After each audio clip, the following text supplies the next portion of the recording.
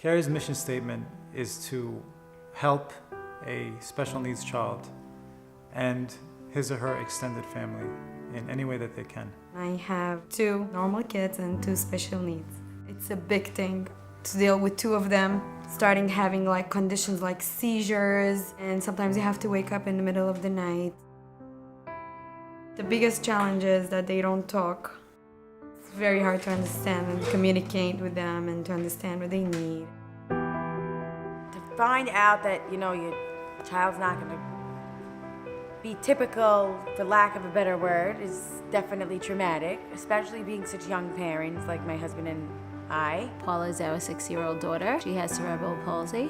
Day-to-day life is just constantly on the phone with doctors, therapists walking in and out of your house all day long, nurses. Nothing's private anymore. I was struggling with my oldest son. I pretty much couldn't get out of bed. Me and my wife were just lost. I have 5 children.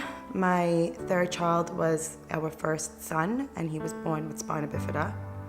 At the time, it was very hard for us. There was just a lot going on at the time, and we just didn't know, who to talk to, where to go from here, and which direction to take. My daughter is our oldest daughter. We have 2 other children after her.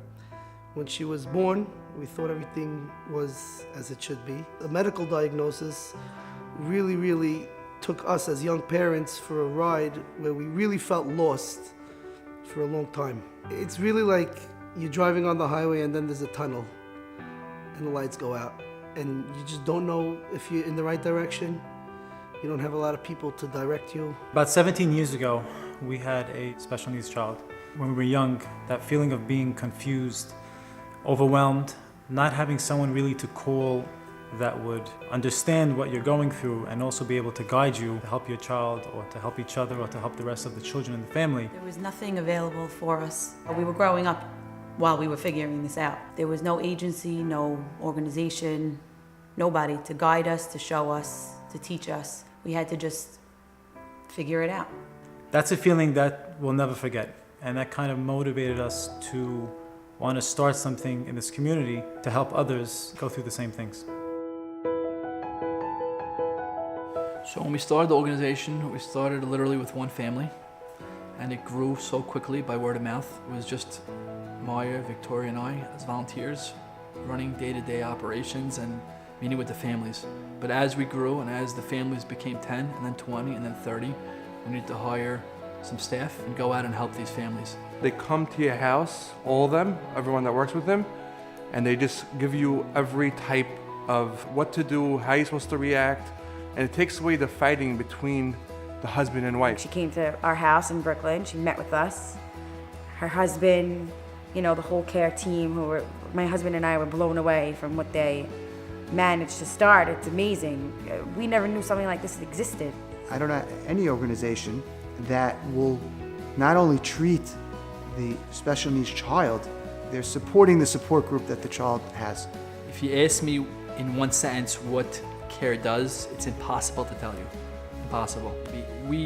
It's all inclusive. We do many things for the families, from support groups for the children, support groups for the family, to the mother and father, to referrals, to entitlements, Medicaid waiver.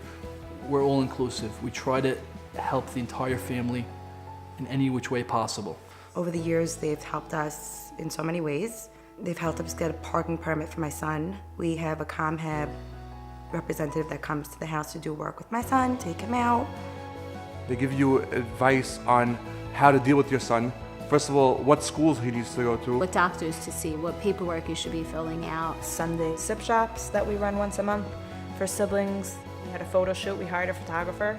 We have a Tuesday night basketball game, which is also for siblings. A Thursday night basketball, which is for the special needs children. We have transportation. We just started a girls workshop, arts and crafts and coloring. We're currently working on a bowling program for the girls. Previous Hanukkah, they were able to get any type of toy they wanted. Spa day for the mothers, where they all kind of come together and connect. We send the parents out to dinner on a night in a hotel. It was beautiful. They sent us to the city. They sent us for dinner. We were literally dating again. It was just so amazing. It also opened our eyes to the fact that we need this. We need to do it on our own. There are no words to describe the dedication of this organization in a very quiet way. They have saved many families from collapsing. There's no doubt in my mind that because of them, there are many flourishing families, children that are happier, healthier families, and it's all to their credit. I'm very, very happy, even exceeded my wildest expectations at the success that they're having in such a short time. C.A.R.E was there. There's no other agencies like that. Having that person to lean on and ask advice that's been down that path before, that's priceless. C.A.R.E gave me this opportunity. I thank them so much. They were the lights in the tunnel for us. They were the direction for us. If we did nothing else and just the families knew that they can come to us just for support, to know there's another person who they have a phone to pick up and call and cry on their shoulder, it's enough. If we did nothing else in this organization, the fact that we're here for them, it's enough. The success is just beginning. I think that this is just the inception of something that's going to be even greater and greater than it is now. We're doing a lot, and there's a lot more things that we feel we can do. We need the finances to do so. There's many more programs that these families need. We're just getting started. We're just scratching the surface. We have over 100 families. We're doing a lot for them, but there's a lot more to do. Without the proper financial ability, we won't be able to do it. We need the support in order to do so. It's just doing what needs to get done for everyone in the family, whether it be the child, the parents, the siblings, the school, the extended family, whatever it is. We just adopt the family and do whatever it takes to make their life easy. Recently, my wife and I were in Israel, and we went to see a rabbi. We were there were some children around, and the rabbi kept calling the children Elef, Elef, Elef. We didn't understand what he meant by that. Finally, the rabbi explained, and he said that whenever he sees a child, he thinks about a story of his father who went through the Holocaust and rebuilt himself from coming to America by himself, and he built up a family of over 1,000 children, grandchildren, and great-grandchildren. So when he looks at a child, he sees the potential of every child to grow into 1,000 more people.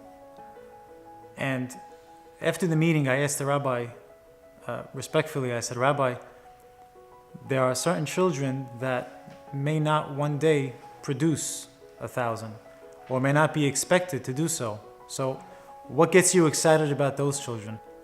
The rabbi looked at me and he told me, those children hold up the world. I don't need to think of ways to get excited about those children. He said, and the parents who help these children and who raise these children are really supporting the world. By supporting other children that have special needs, by supporting other families, parents, siblings, you are tapping into this ability to uphold the world.